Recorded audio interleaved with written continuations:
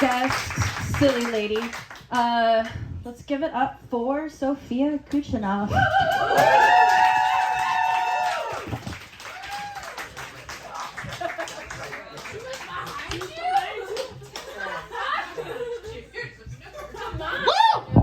That's my friend. Hello. Thank you. I did appear from the curtain, like the Wizard of Oz. Here I am. Okay. Hi guys. Welcome. Also, I just want to say, let's give her another round of applause. That was such a vulnerable story. That was incredible, and like that takes a lot of courage. So I was like bumping behind. I was like, oh my god, I wish I could like sing, but no, you were so good. You were so good. Like, no, congrats, because to share that and talk about what you did, I was like, oh my god, I feel her. I love that she's like talking about this. It's very important. So hi, my name is Sophia Kuchinov. Yes, like Gucci.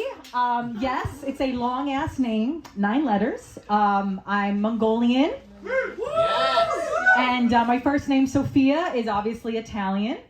So that's my mix. Only in New York, right? Kind of weird. But confession, I actually was born and raised in New Jersey.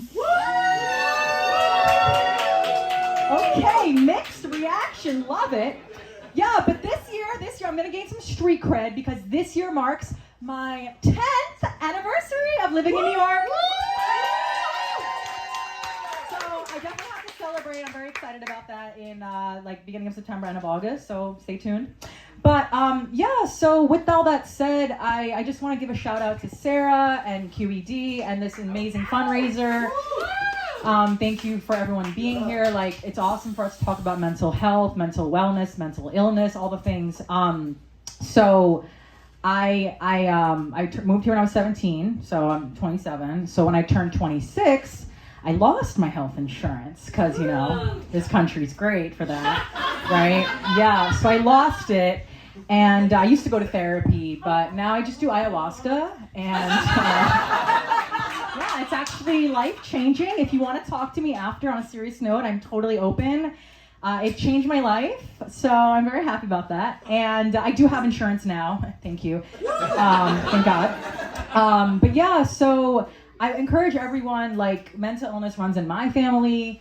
I think it runs in everyone's family, whether they know it or not, but it runs in mine. And I think that I'm an artist, an actor, so like mental illness, anyone else, mental illness, artist, actor, yeah. We love it. A lot goes on up here. And we all have shit up here, which is normal, because that's normal. What's not normal is going through a pandemic, right? I just want to say, fuck that new normal bullshit, okay? I hated all that shit, all the terms. I was like, fuck this is not normal. This is what I like. Give me your germs. Give me your germs. Give me your germs. Come on, give me the air. Give me the air. I love it. I love all the air. I love it. Honestly, I'm a very in-person person. I don't do well at home. I do not do well sitting in my room. I did a lot, but I don't do well. So, anyway, with all that said, I just want to say, let's give each other a round of applause for showing up and leaving the apartment. It's a really big deal to leave the house. I always get the hey girl text. Hey girl, I can't come. Hey girl, whatever it is. So props to you. Thank you for showing up. And on a note about traveling, have any of you guys noticed that everyone in New York is pull up to the comedy show, but nobody has a car? Right? Yeah. So on that note, I know this is probably more of a Queens crowd, so you might have a car, but I live in a city right across the river, and I don't have a car. So I take the train, also known as the MTA, also known as your least favorite way to get around town. So I think tonight, on a immersive, interactive, experimental level, because that's who I am, I think we can collectively diagnose the MTA. What do you guys say? Yeah? So any mental illnesses that come to your mind about the MTA, just roll them off. Anxiety, come on. Depression, bipolar, schizophrenia, who else? Right, multiple personalities. Anyone else? All right, we can go on and on. Right, we can go on and on. Erectile dysfunction, everything. We can keep going, but let me just get there. So I think I actually studied acting and neuroscience, so like really weird, because like I'm just a weird, like I got a lot of like twos going on, like, you know, biracial, bicultural, bi-religious, like whatever, everything, you know, and science, art, whatever. So with that said, I think collectively, educational-wise, that the MTA definitely has a neurological disorder. And I say that they're not getting any better. I think they're getting worse. I don't know if there's any therapists in the audience. No. Okay. That's okay. I invited my therapist friend, but she was too busy. So that's all right. She had a hey girl. She got a hey girl. It's all right. But that's all right. You'll still get everything. So yeah, with that said, the MTA is getting collectively worse every year, not getting better. But they think they're getting better because they keep raising the prices. So with that said, I think they have huge ego. Okay, there's one. Inflated sense of self. They think they're doing better than they are. They can never take accountability. They're always blaming someone else. Train traffic, train maintenance, inflation, whatever it is, what the fuck. They can never say it's my fault. Never. So I would say the MTA maybe is a narcissist. Emotionally unavailable. Emotionally unavailable, a man in New York City. Oh, sorry.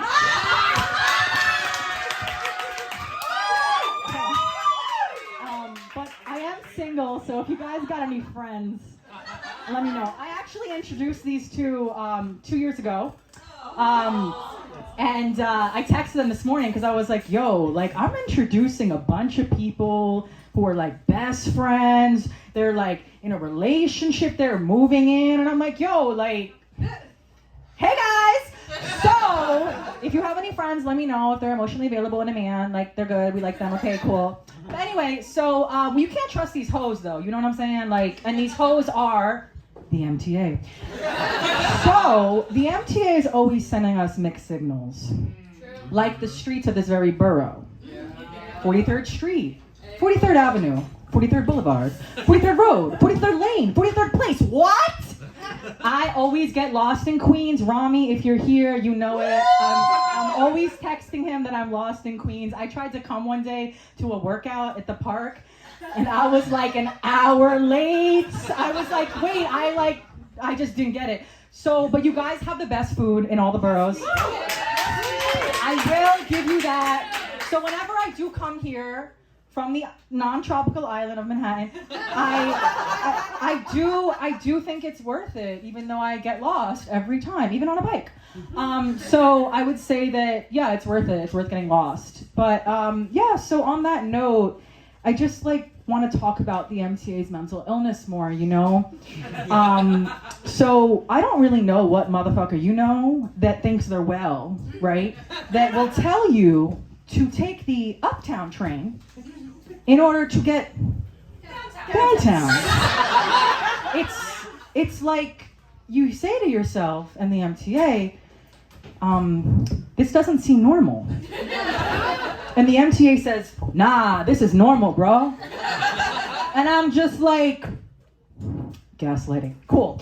So, another trait of the MTA, and the MTA always thinks that I have patience that I don't have. Thank you for your patience. Like, assuming I have patience, just willingly fucking give out, right? Like, what is that? We're in New York, everyone's in a rush. The MTA is very delusional that they have their own time zone. No, seriously, like, we're in the Eastern Standard, GMT, whatever you want to fucking call it, right? But the MTA is on their own time zone. And you might have heard this, MTA my time, actually, right? I didn't make that up. But with that said, the MTA is so delusional that they will be triggered at any moment of time, and you don't know what's gonna happen. Like, you never fucking know, you know? So with that said, it's just crazy because, you know, the MTA, like, they want to have a day off. I get it. Like, they're a workaholic. It's New York. You know, the city doesn't sleep. The MTA doesn't sleep, but it kind of does take naps. I don't know. But, like, it's crazy. Like, I don't get it. It's like meditating, but then it's not. But it's like, it doesn't know what it's doing. And I'm like, okay, I feel you. Like, I'm sorry. Why don't you take the day of rest of, like, Sunday, you know, like God's day, whatever, right? And the MTA is like, oh, I'm going to have the most dysfunctional day on Sunday. I would put money on Sunday being MTA's dysfunctional, trying to have a day off. But then the MTA is like, oh, I want to be a little sexy, you know what I'm saying? Like the MTA is like, I want to do some role play, so I'm gonna have the E. Yeah, the E's gonna run on the F line. We're rerouting the train. We're rerouting the train because the train is indeed having an identity crisis. Yes. Literally, no, I know you called it out. I didn't want to tell you too much at the beginning, but the MTA is having multiple personalities disorder. The MTA needs a lot of therapy. The MTA needs way more ayahuasca than I did. But the MTA, then the L train, yeah. The L train just likes to take a day off. And then the L train's like, you know what? I'm gonna take the whole weekend off. And then the L train is like, you know what? Fuck the train. You're gonna be a little shuttle ass bus. And I'm like, what? It's crazy. So with all that said, you know, the MTA is not the healthiest romantic partner, I would say. The MTA is codependent, needy, thirsty, Lamborghini Mercy for our love and affection, trying to test our loyalty, right? But you remember, these hoes aren't loyal. Thank you. So the MTA will test us, and they will show us not one, not two, but maybe more than 3 trains that are not the train we need, to see if we will cheat on our home train line. So stand clear of the abusive relationship you're all with the MTA, right? And yeah, the MTA is just like, it's got really high highs and really low lows, though. That's the thing. Like, when the MTA's love is good, it's so good. Like, I'm just like, wow, I really needed this train to run faster, and the local train decides to run express, and I'm like, yes, hallelujah, right? But on the other hand, when you need the express train to actually run express, and the MTA was rolling up a joint, and the MTA was smoking indica, also known as in the couch, instead of sativa, and then the express train goes local, we fucking hate the MTA, right? Yes. Right. So with all that said, the MTA is a problem, but we love them because, wait, have any of you guys been to hell? No. Okay. I've been to hell. I'd say it's like a really hot, humid, sticky, wet, steamy, humid, underground train, like station at the end of July. Oh, that's the joke. Yeah, I think it's just the 456 platform in Union Square. Yes. So the MTA is weird though, because like we can't see them. They're above you, but below you, but you're in it, but you're underground. The MTA is like the Holy Trinity. Right. The MTA will not give us battles that we cannot handle. The MTA doesn't give us what we want, but gives us what we need. You know what? The MTA cannot be diagnosed, because the MTA is like God. It works in mysterious ways. Thank you.